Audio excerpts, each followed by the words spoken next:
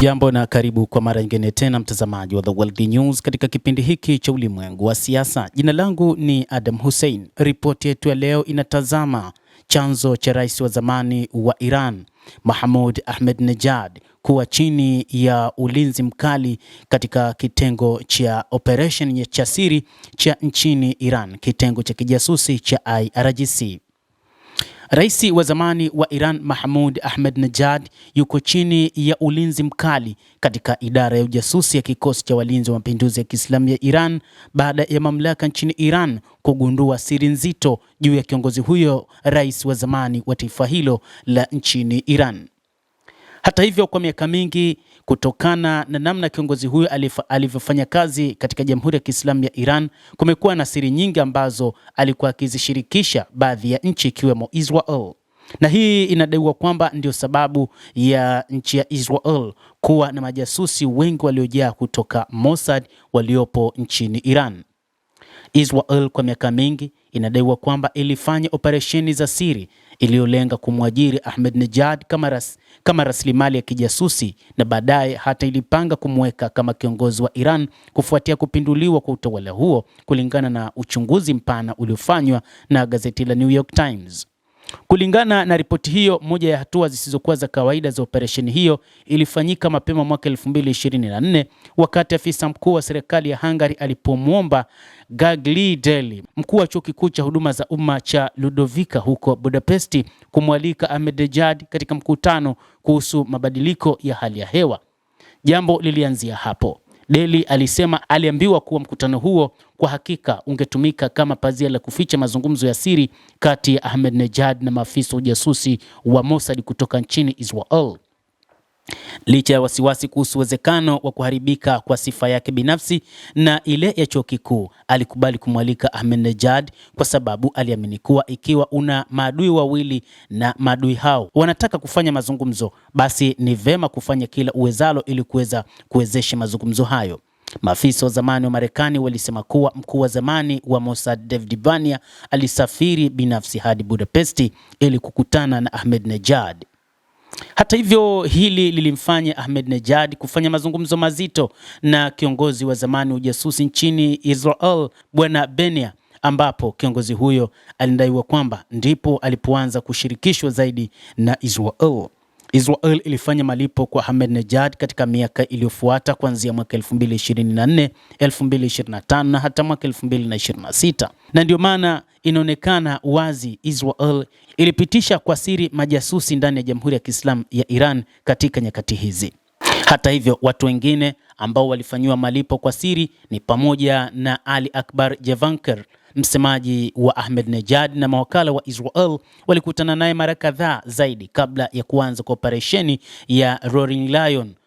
Hata hivyo, mnamo mwezi Februari, gazeti la New York Times limeripoti kuwa eneo la makazi ya Ahmadinejad lilishambuliwa kwa anga na Israel likilenga walinzi wake na gari lake la kivita, na baada ya hapo alichukuliwa na maajenti wa Mossad na kupelekwa katika nyumba salama ya siri.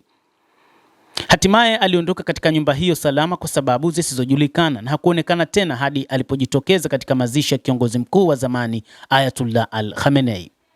Hata hivyo, hakukuwa na malengo ya kumlenga kiongozi huyo wakati wa mashambulizi hayo, na ilidaiwa pia ni moja kati ya watu ambao wameshambuliwa vibaya, na baadhi ya vyombo vya habari vikidai kuwa huenda aliuawa, na ni vyombo vya habari vya nchini Israel. Lakini yote hayo ni katika kuficha siri nzito iliyopo kati ya Ahmadinejad na ujasusi wa Mossad nchini Israel. Inadaiwa pia kwamba alitoa siri nyingi za Jamhuri ya Kiislamu ya Iran.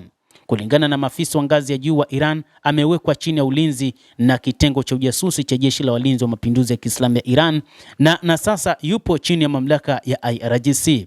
Maafisa wa Mossad na msemaji wa Ahmadinejad Ivan Fekr walikataa kutoa maoni kwa gazeti la New York Times. Ahmadinejad alichochewa na madaraka, si pesa. Kulingana na Abdulreza Davari, alikuwa mshauri wa mshirika wa Ahmadinejad, rais huyo wa zamani asingefanya kazi na Israel kwa ajili ya pesa.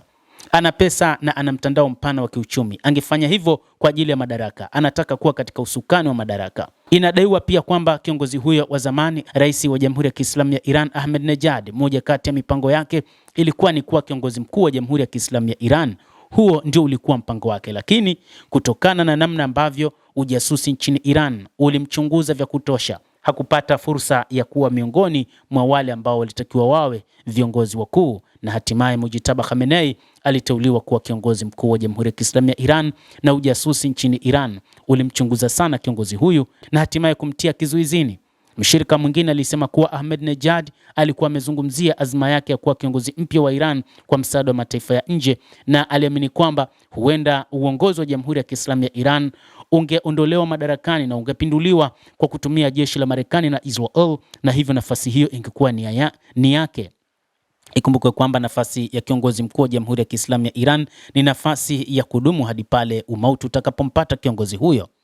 Alikuwa na wasiwasi kwamba vita vingesababisha Marekani na Israel kumchagua mtu mwingine ambaye angeleta ukosefu wa utulivu badala yake. Baada ya kuondolewa mara 3 katika kinyang'anyiro cha urais nchini Iran, mshirika huyo aliongeza, Ahmadinejad alianza kutokuwa na imani na mfumo wa Iran. Pia alikuwa ameeleza kuchoshwa na kutoridhishwa na wanachama wa utawala mpya kama vile Ali Khamenei. Mshirika wake aliambia gazeti la New York Times kwamba hapo awali aliwahi kusema kuwa akirejea madarakani angeboresha uhusiano na Israel kupitia makubaliano ya Abraham, ule mkataba wa Abraham Accords, ambapo Marekani inataka nchi za Kiarabu na Mashariki ya Kati kuwa na uhusiano mzuri na Israel. Hili ndilo lililomfanya Mahmoud Ahmadinejad kuwa chini ya kizuizi cha IRGC, ni kutokana na usaliti wake wa kutaka madaraka katika Jamhuri ya Kiislamu ya Iran. Ujasusi wa Jamhuri ya Kiislamu ya Iran kupitia IRGC umegundua hilo na hatimaye umemtia kizuizini. Bila shaka nawe pia una nafasi ya kulike, una nafasi ya kucomment, kadhalika kusubscribe channel hii ili upate habari hizi kwa mapana kupitia The World News. Naitwa Adam Hussein, endelea kuwa nasi wakati wote, endelea kutufuatilia.